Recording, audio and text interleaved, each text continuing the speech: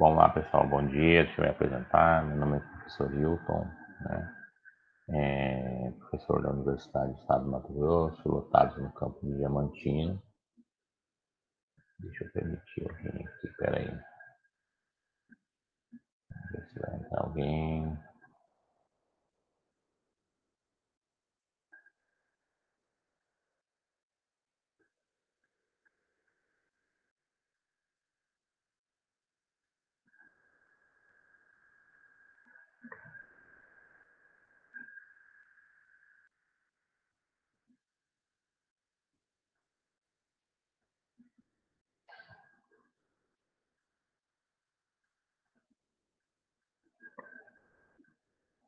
Bom, vamos lá então, estou gravando, deixa eu me apresentar, professor Hilton, professor da Universidade do Estado do Mato Grosso, no campus de Diamantino, trabalho com a disciplina de saúde mental, né? Estamos iniciando então aqui o quinto semestre, né, emergencial, ensino remoto. Então eu vou apresentar a disciplina para vocês, a aula, o vídeo está sendo gravado, depois ele vai ser postado no Siga, para quem não puder, né, para quem não conseguiu aí entrar no horário que a gente combinou, a gente está até um pouco atrasado, 9h13, a gente tinha combinado às 9 horas, né? Mas sem problema, é bom que dá mais tempo para o pessoal ir entrando. Eu vou compartilhar a tela do plano de ensino, né, para poder explicar um pouco para vocês, porque daí já fica claro, né, se ficar alguma dúvida. Vamos lá, então. Carga horária da disciplina é 60 horas, né? Então, é o módulo total da disciplina, é o módulo teórico da disciplina, é 60 horas, né? Então, a gente sabe que quando a gente voltar ao ensino presencial, a gente vai ter que fazer 30 horas de prática, né? A gente está fazendo agora a parte teórica, né? A parte de ementa da disciplina, né? Então a gente busca aqui os aspectos conceituais, históricos, sociais e culturais da saúde mental. Então até o final do da disciplina, né? Desse semestre, do quinto semestre remoto, né? E aí a gente tem como objetivo, né, que o aluno entenda, né, diferenciar a saúde mental de psiquiatria, tá? Então assim são coisas bem distintas. E o nosso enfoque na construção de conhecimento, ele é na saúde mental, né? Porque a gente consegue abarcar a psiquiatria também. Então, a gente constrói competências, né, com o acadêmico, dentro do contexto psicossocial. Então, a gente vai conversar bastante sobre a reforma psiquiátrica, né, a nível de mundo e a nível de Brasil e Mato Grosso. Inclusive, a gente vai terminando de apresentar aqui a disciplina. Eu já vou gravar a primeira aula com vocês ao vivo, né, que é a historicidade da saúde mental no mundo e no Brasil. O vídeo da historicidade da saúde mental no Mato Grosso, desculpa, ele já vou estar disponibilizando ainda hoje para vocês no Siga. Bom, em relação à bibliografia, né, toda essa bibliografia ela está disponível na. Deixa eu ver aqui. Tá, ela está disponível na biblioteca virtual de vocês. Então dá para vocês entrar lá, fazer a leitura dos capítulos, né? Se eu não me engano, você consegue imprimir acho que 2 folhas por dia, mas não há necessidade de impressão, porque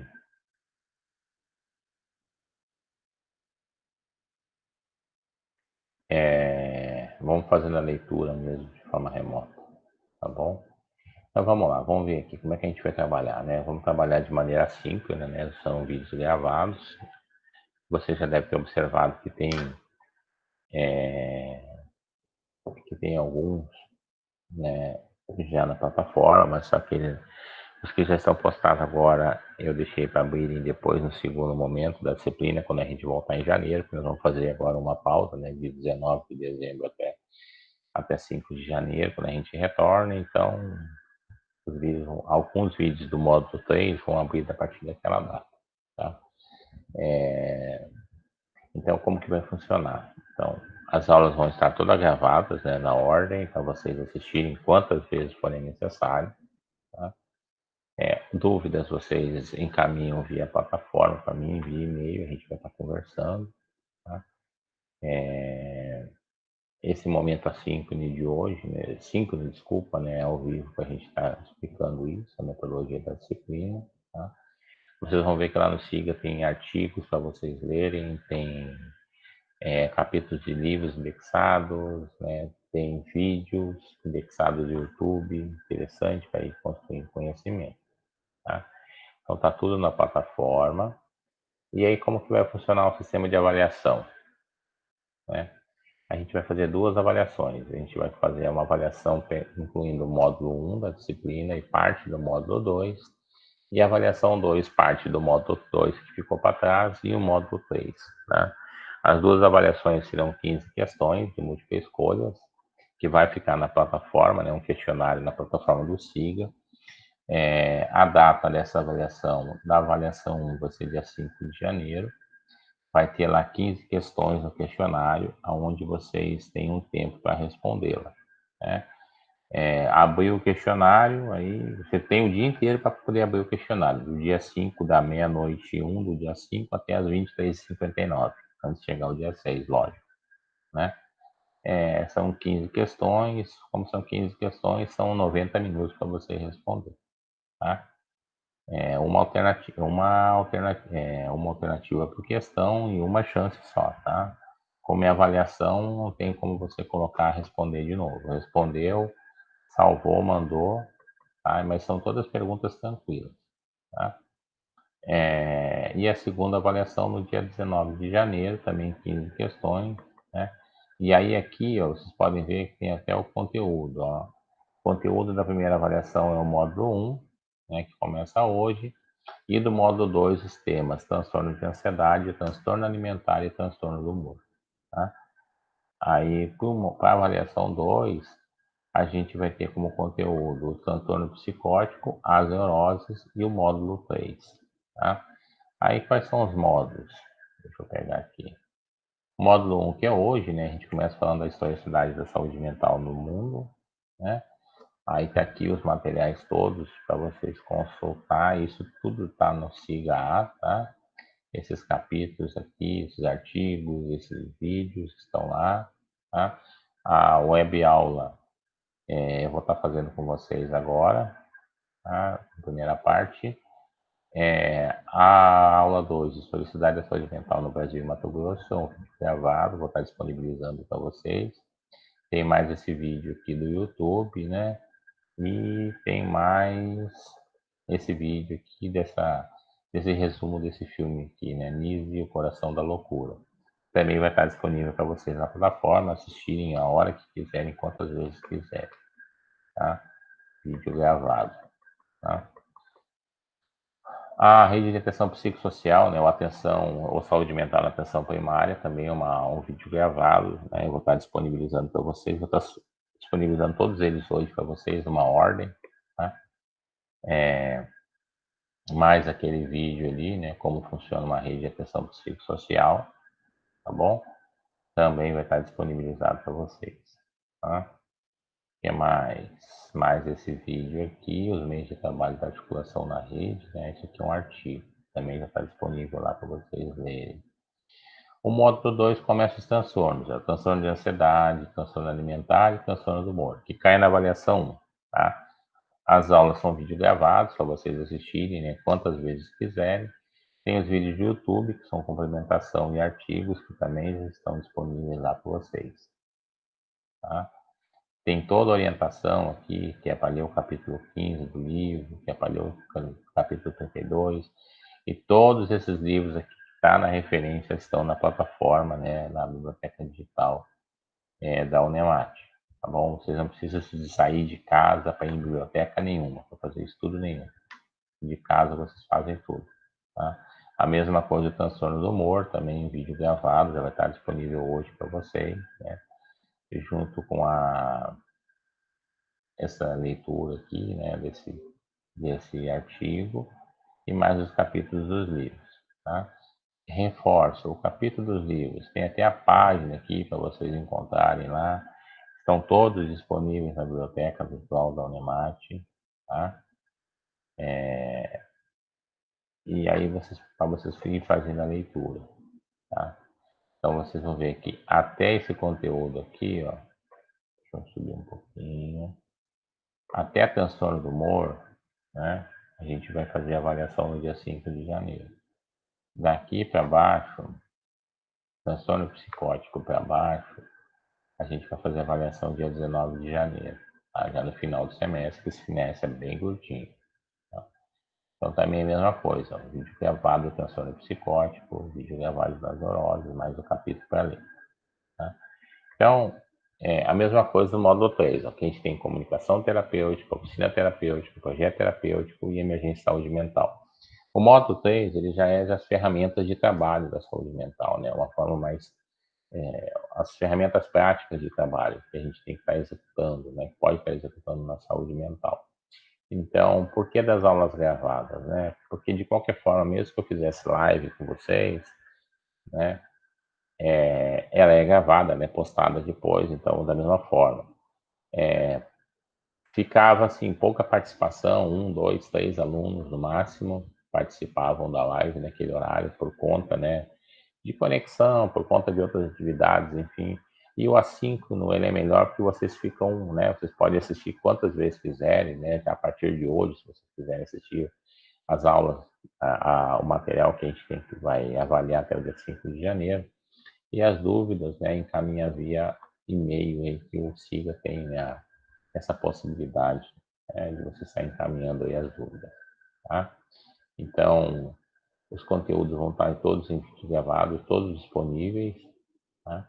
As datas das duas avaliações, né? Então, a avaliação é a mesma coisa, você precisa de uma média 7, né, para ser aprovado, então tem que ter média 7 entre as duas avaliações, de 5 a 7 PF e menos de 5 é reprovado por média, tá?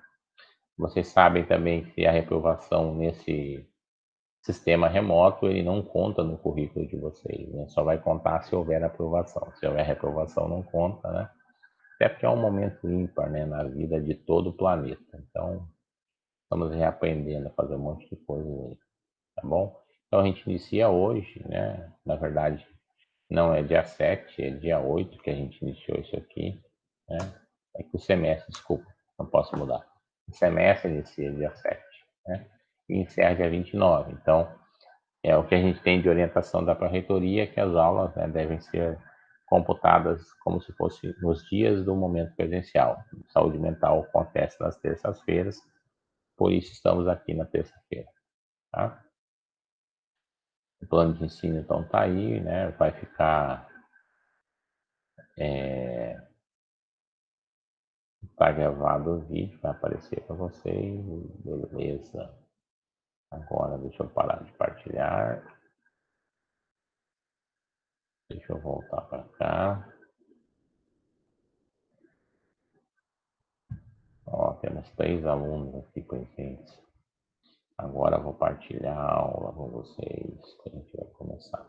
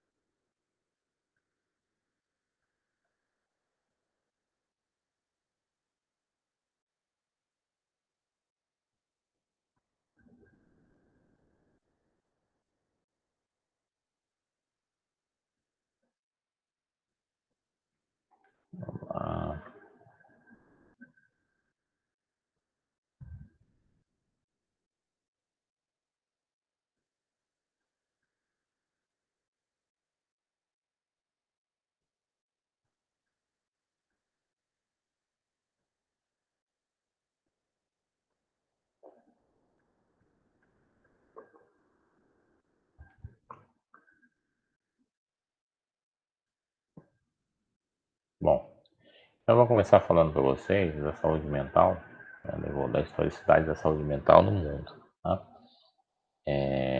No mundo e no Brasil. Aí a parte do Mato Grosso vai como vídeo gravado. E a continuação da aula vai como vídeo gravado. Já posto para vocês hoje ainda, tá?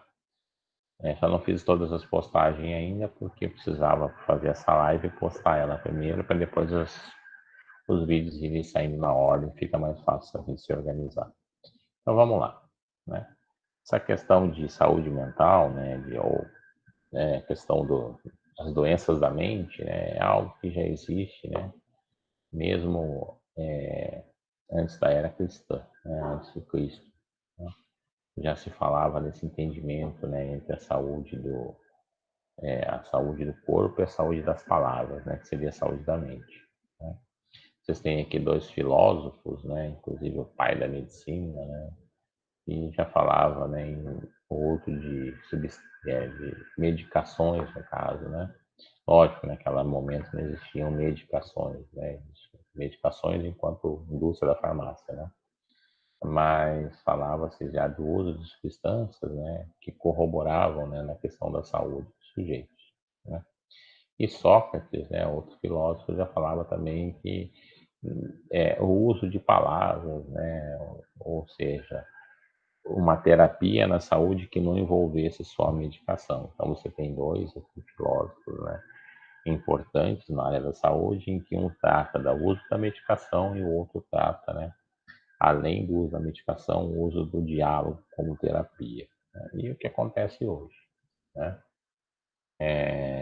Em relação à saúde mental, né, os primeiros entendimentos, né, isso aqui já na era comum, né, a gente vê aqui que a doença se originava, né, de causas externas, tanto de elementos naturais quanto sobrenaturais. Um entendimento equivocado, né, mas entende-se aqui, pode se aproveitar aqui a questão do entendimento das causas externas, né, que o meio ambiente interfere no sujeito, não só na saúde mental, mas em todos os contextos, né, da saúde como um todo, né.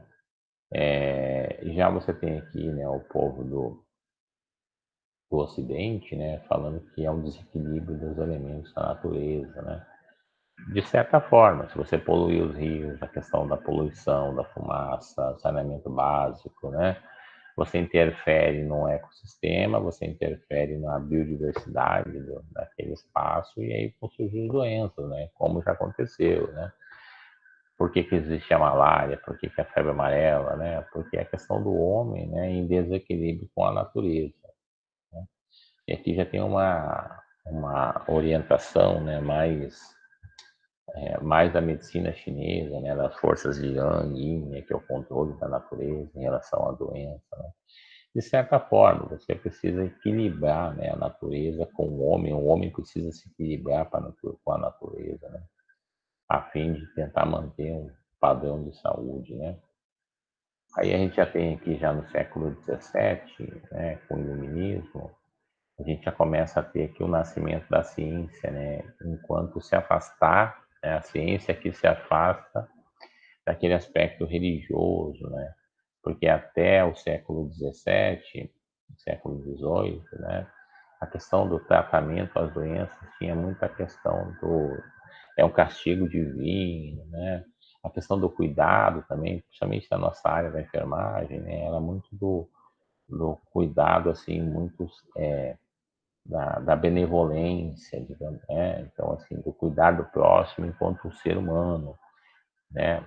Tanto que os hospitais, o termo hospital que vem de hospedaria, é um lugar que as pessoas podiam ficar lá, né?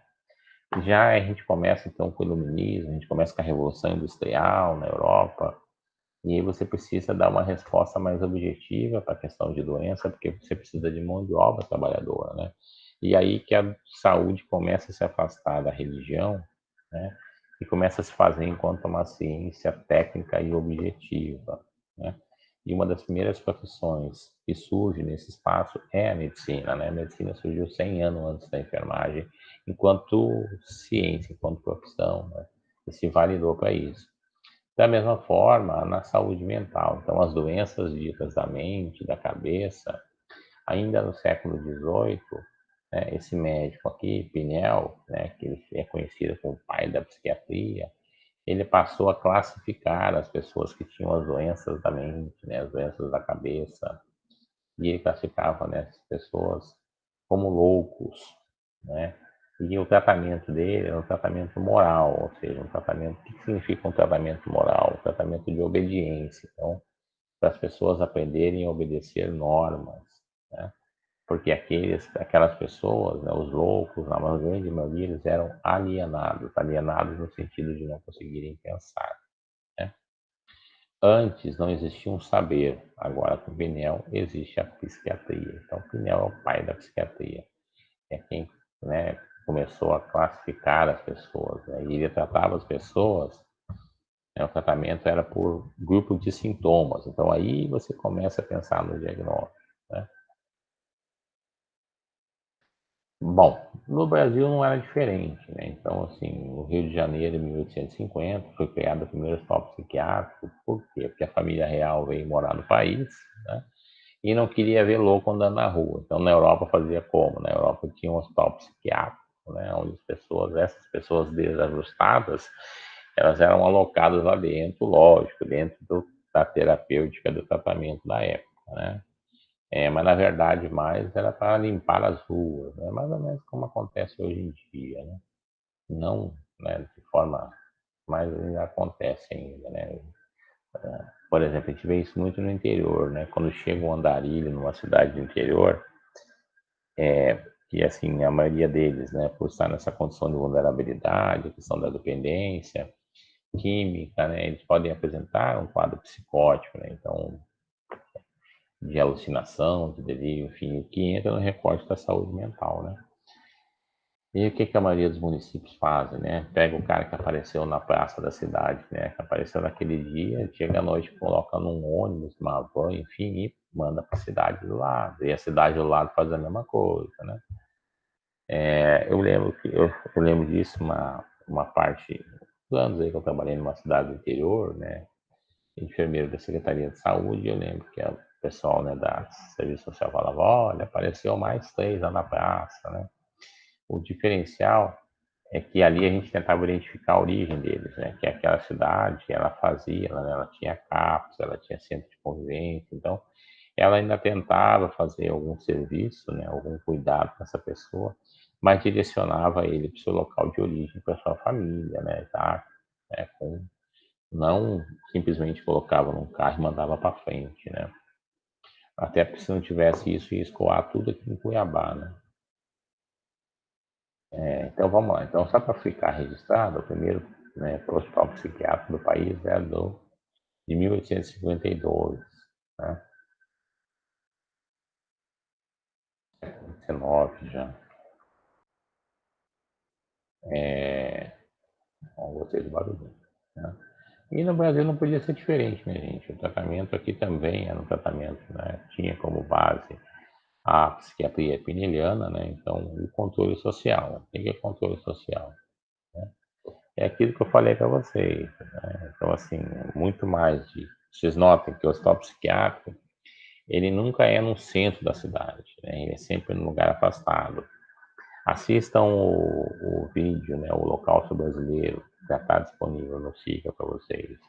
O link lá, né? Para vocês assistirem. Assistam lá para vocês verem, né? E eu não estou falando de 1852, não. Eu estou falando já no século XX, década de 40, 50, 60, né? Talvez alguns de vocês tenham familiares que nasceram nessa época, né? Talvez não, com certeza que tenham, né? Minha mãe nasceu na década de 40. Mas esse hospital na década de 70 ainda estava em pleno vapor. Eu nasci na década de 70. Então, você vê que isso não está tão distante, essa coisa do controle social, não, né? Esse tratamento muito desumano da psiquiatria, né, ao ser humano, né? Vocês vão entender por que a gente faz essa afirmação de tratamento desumano, né? É assim, porque assim, no tratamento psiquiátrico, até a década de 50, quando surgem os psicofármacos, e aí eu tenho a possibilidade de um tratamento ambulatorial, porque até então não tinha medicação, era tudo experimental, né? e a década de 50 me possibilitou o surgimento de psicofármacos, dada, né, os investimentos feitos em tecnologia por conta da Segunda Grande Guerra Mundial, né? Então, os países envolvidos na Grande Guerra eram os países economicamente mais os ricos, né? E a tecnologia deles ficou voltada para a guerra. Tanto é que desenvolveram a bomba atômica, né? Rapidinho. Mas, enfim, quando acaba a guerra, o que fazer com todo esse conhecimento, né? Então, esse conhecimento começou a ir para áreas, né, que de fato iam dar rendimento. Então, a área da saúde foi uma delas. Foi ali que começaram a surgir, então, medicações, equipamentos, né, mais sofisticados. Então, houve aí um boom tecnológico no mundo, digamos assim, né, após a Segunda Grande Guerra Mundial. Só que eu tenho um outro detalhe na Segunda Guerra Mundial. Quando, né, os países aliados, né,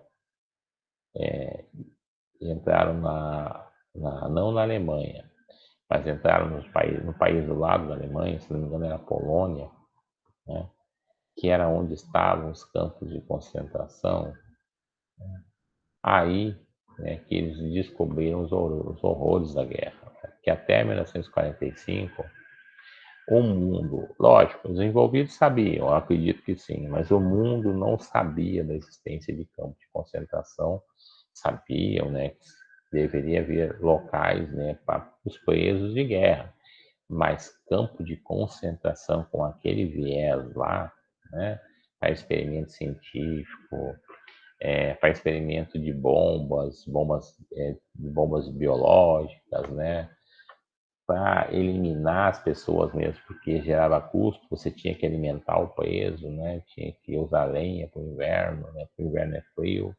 Enfim, era uma forma de matar as pessoas em massa, né? E aí o que acontece, né? Os países descobriram isso, né? Os campos de concentração, o mundo fica horrorizado, né? Com a capacidade desumana, né? Daquelas pessoas envolvidas na Segunda Grande Guerra, né? Aqueles alemães envolvidos na Segunda Grande Guerra, né? Aquele entendimento ideológico, né, de nação ariana, né, de nação superior, enfim, né, a ideia aqui não é discutir isso, mas serviu para quê? Quando os aliados voltam para casa, as pessoas, lógico, que estavam na guerra, que viram, né, os amigos, os conhecidos, morrer lá, explodir, pisar numa mina e levar tiro para tudo que é lado, né? Com certeza você volta para casa e você volta com uma série de cicatrizes mentais, né? Com neuroses por conta do que você viveu. E aí você precisa tratar essa pessoa, até porque a tua cidade também está destruída e precisa de mão de obra. Então, o país precisa se levantar. E aí esses países aliados foram, né, tratar dos seus. Quando vão tratar dos seus, que eles encontram que os hospitais psiquiátricos deles são tão iguais, né, quanto um campo de concentração. Falo em tipo de depender, tipo de como que eu vou falar assim, o tipo de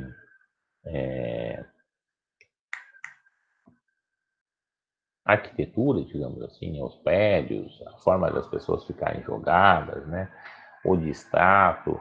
E aí houve então a necessidade, né, e aí o mundo, né, principalmente nesses países, começa a se movimentar, né, para discutir uma reforma da psiquiatria. Então, aqui na década de 50, então, por conta da Segunda Guerra Mundial, por conta dos campos de concentração, começa então a reforma psiquiátrica no mundo. E aí, dos movimentos importantes reformistas no mundo, né, o que que eu tenho? Né? Comunidades terapêuticas e o movimento anti-psiquiatria na Inglaterra, né, ou seja, o paciente participava do tratamento. Né, então, na França, né, olha só, todos os países aliados aí, né? Na França, eu tinha a psiquiatria de setor, ou seja, ela reestruturou o serviço, né? Nos Estados Unidos, outro país que se envolveu já quase no final, né? Depois que eles acabaram lá com Pearl Harbor, os japoneses mataram meio mundo, Tem, acho que uns 2.000 soldados aí se envolveram na guerra, né? Por conta do Japão. E aí, o que, que eles fizeram lá, né? Saúde mental comunitária, né? Só que a saúde mental comunitária deu um efeito chamado porta giratória, que dá aqui no Brasil até hoje, né? O que, que é o efeito porta giratória?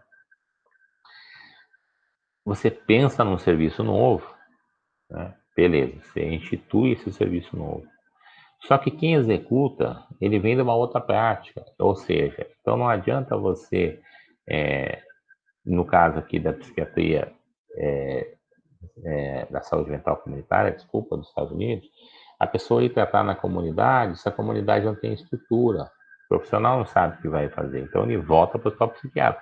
Por isso, porta giratória, um mandava para um lado, mandava para o outro, um mandava para um lado, mandava para o outro, ficava girando. É o que a gente vê hoje no país, aqui no Brasil, né?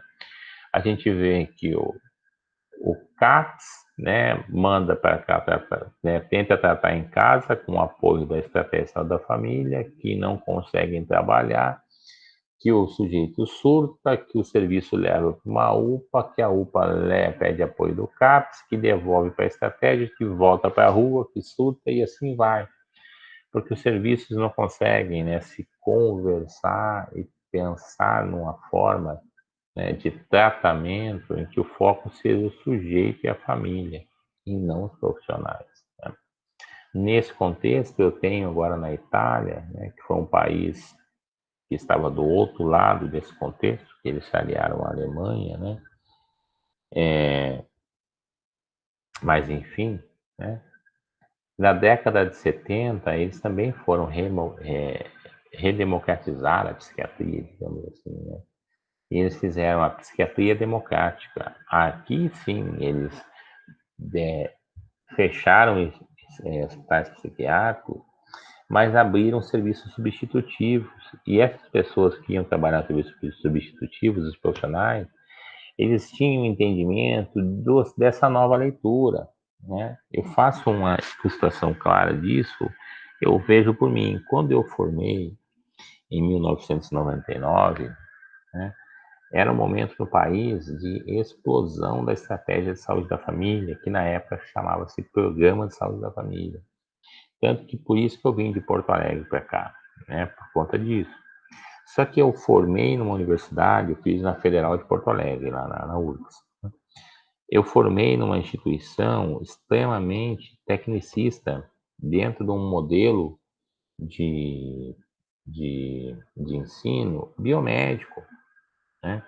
Para não dizer que eu não fui em unidade de saúde de atenção primária, eu fui, acho que no penúltimo semestre, num PSF que havia inaugurado em Porto Alegre, a gente ficou lá, fez um estágio de 4 semanas, lá mais ou menos. Foi o único momento em que eu fui em uma unidade de saúde pública. Os outros 95% eu passei dentro das escolas clínicas de Porto Alegre. Né? E aí o que acontece? Eu formo e eu venho fazer PSF no interior, fazer em Cáceres. Então eu era um sujeito, né, que fui construído para trabalhar no modelo tecnicista, né, biomédico, fui formado para trabalhar em um hospital, né, e caio na saúde pública. Né? Então eu precisei me reconstruir. Aí vai de cada um. Tanto é que eu fiquei de 99, eu fiquei até 2000, final de 2004, né? Deu 4 anos e meio na minha comunidade de saúde, né? Eu tive que me reconstruir. E o bom é que o Ministério, sabendo disso, o Estado também, no Mato Grosso, a gente tinha capacitação uma vez, uma semana cada mês, a gente ficava aqui em Cuiabá fazendo treinamentos, né? Porque você tinha sujeitos que tinham o braço para trabalhar no hospital, mas estavam manobrando uma unidade de saúde pública. Então, é mais ou menos isso. Então, eu entendo que a psiquiatria democrática italiana fez isso. Você constrói os profissionais, né? E depois você pensa em reestruturar o serviço para você evitar o efeito porta giratória. O que fica de bom da psiquiatria italiana para nós, né? É que nós, no Brasil, né, quando fomos falar da reforma psiquiátrica brasileira, né, nesse mesmo período de tempo começa a discussão, né, porque a Itália aprovou essa lei 180 em 78. O movimento de luta antimanicomial no Brasil começou em 79, quer dizer, a gente foi motivado, né, por esse entendimento europeu aqui, né? E essa lei, ela tinha como tripé uma nova política para a saúde mental, um trabalho terapêutico, né, e estruturas externas substitutivas. O foco não é o hospital psiquiátrico, o foco são estruturas que te deem apoio, mas que sejam extramuro, como estratégia de saúde da família, o Centro de Atenção Psicossocial, o CAP, Centro de Convivência, né? Os outros serviços para te dar apoio, o SAMU, hospitais gerais. Então, você tem que pensar isso sem o recorte do hospital psiquiátrico como única alternativa, o que não quer dizer que não agregou.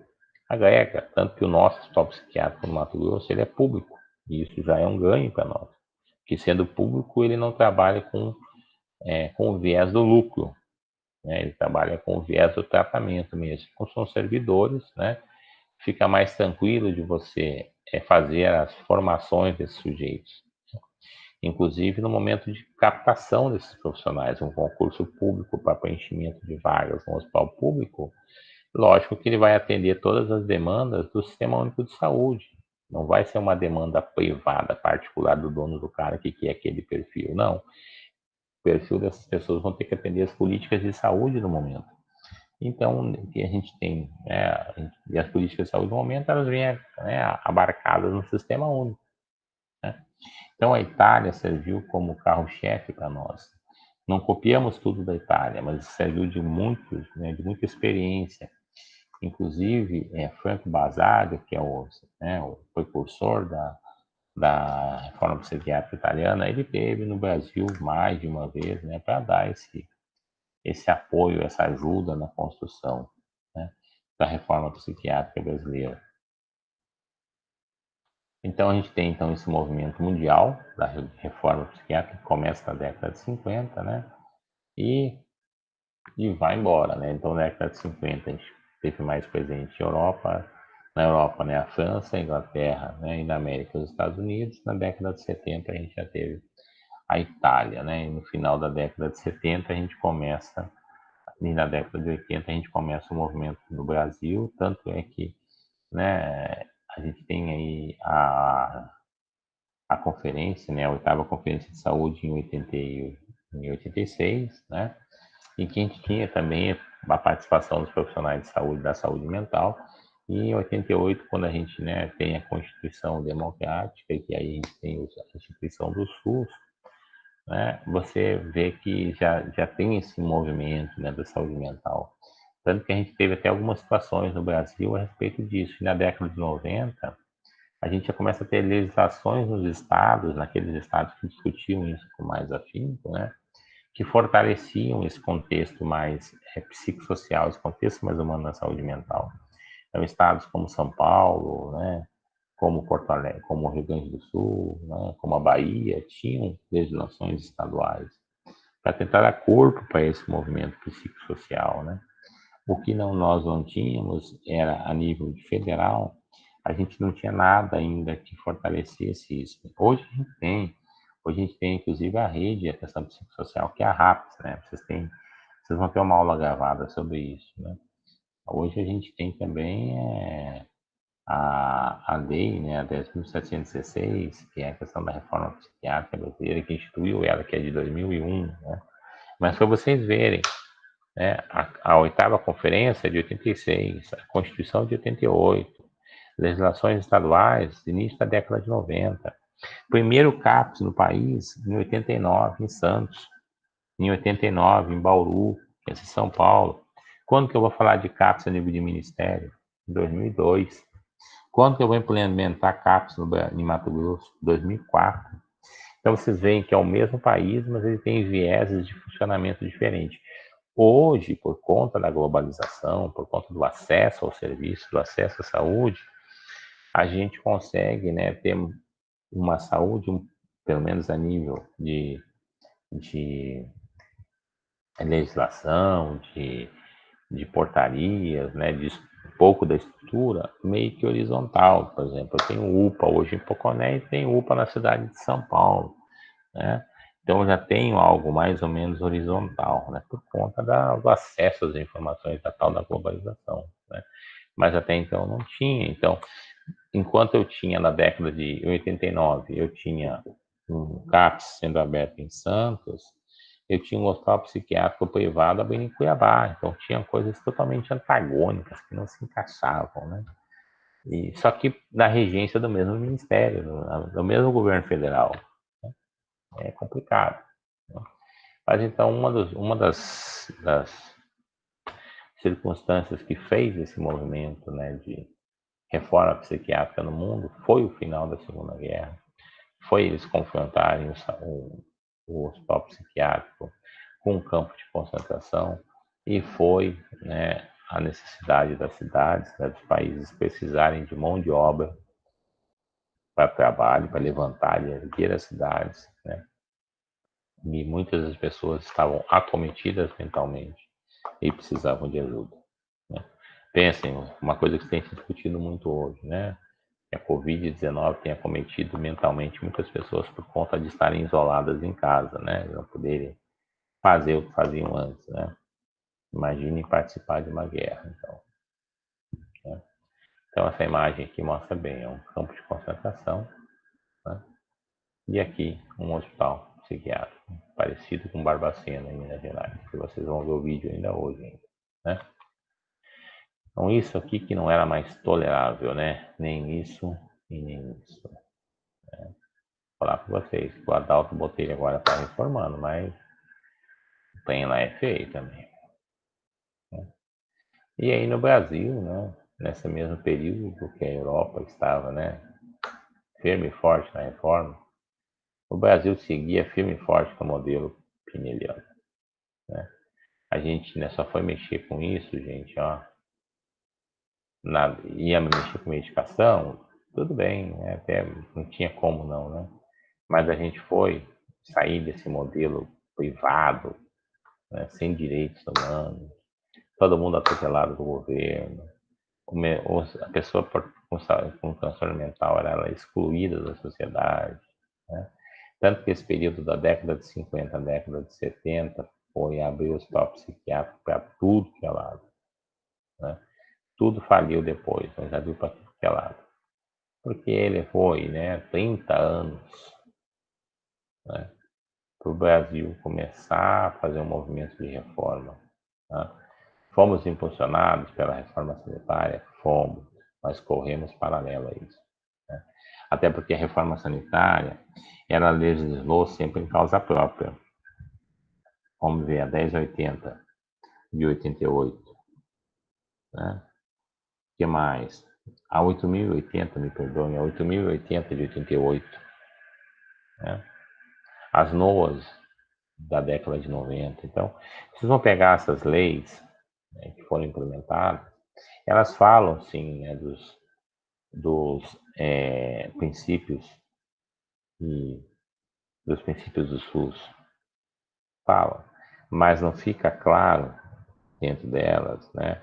E de certa forma você também não pode excluir, mas enfim, não fica claro aí um movimento para a saúde mental. A saúde mental sempre correu por fora. A saúde mental foi ter uma legislação para validar o financiamento do CAPS, que é o nosso carro-chefe, né, que é o Centro de Atenção Psicossocial, em 2004.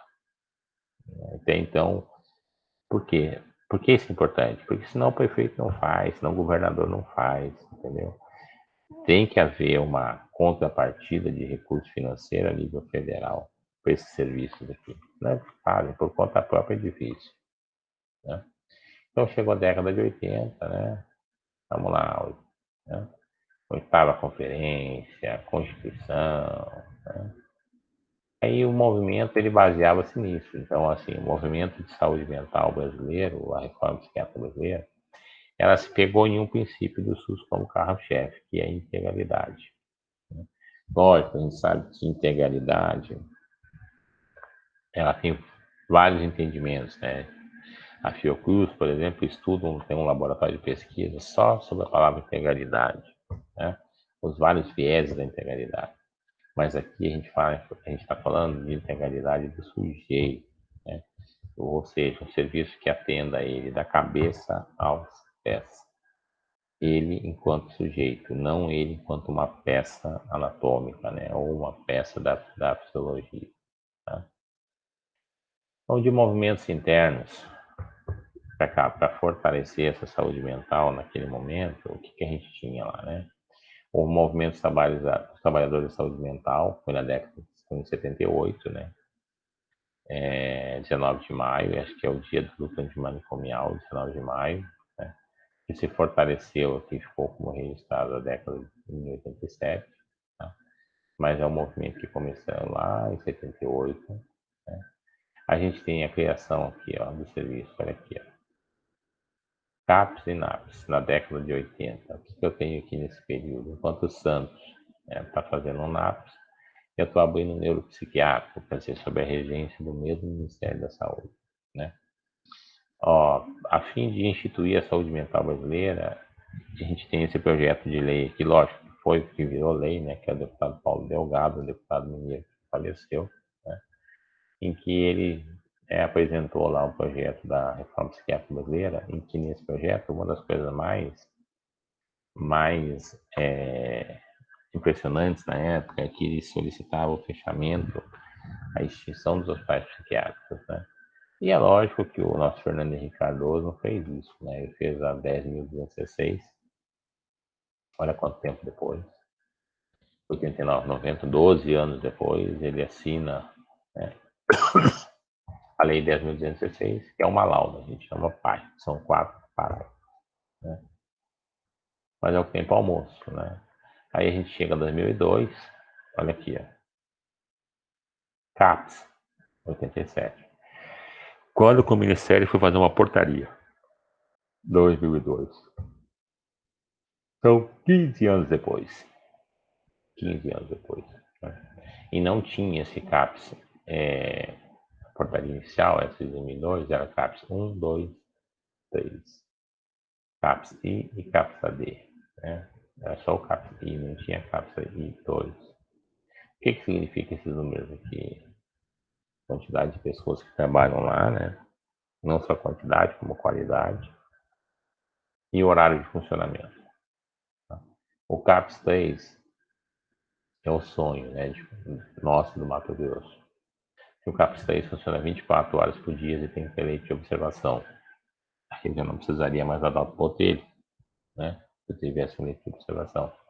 E notem que eu tenho o CAPS 3, né, AD, específico para álcool e drogas, que serve também como uma casa transitória para aquele andarilho, aquela pessoa que tem em condições de vulnerabilidade social, que está dormindo embaixo da ponte, viaduto, né?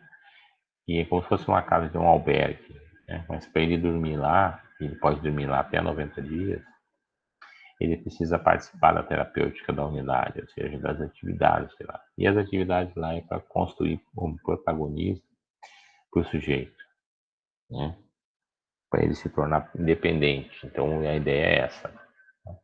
A gente tem aqui em 2003 que o nosso presidente Luiz Inácio Lula da Silva assinou essa lei aqui, 10.718. Bom, é para quem está institucionalizado e para quem tem o seu recurso, né, quando tiver alta para morar com alguém ou, né, se sustentar por até um ano. Né?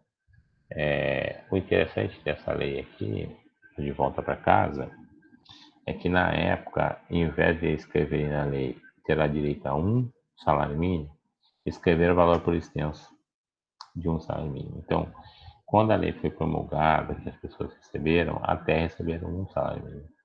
Hoje, o reajuste desse recurso não é igual ao reajuste do salário mínimo, então ele está bem defasado. Tá? E a portaria 154 de 2008, né, que criou um núcleo de atenção à saúde da família, que são profissionais, né, de todas as áreas que dão suporte técnico para a saúde da família. E sendo a saúde mental algo diferenciado, ele dá apoio técnico à saúde da família. Tá? Bom, saúde mental em Mato Grosso, vocês vão ver agora, né, ainda hoje, um vídeo gravado, tá? E aí assim como os demais. Então sigam essa ordem, né, que vai estar no cronograma, para vocês irem acompanhando o desenvolvimento da aula. Qualquer dúvida, gente, entre em contato via e-mail, que e-mail é uma coisa que eu abro toda hora, tá bom? Eu vou vir para cá agora, vou encerrar aqui a apresentação, parar a apresentação, pronto. Tenho quantas pessoas aqui? Quatro, né? Damares, Milena, Cláudia e Camila. Ficou alguma dúvida, meninas, em relação à dinâmica da disciplina?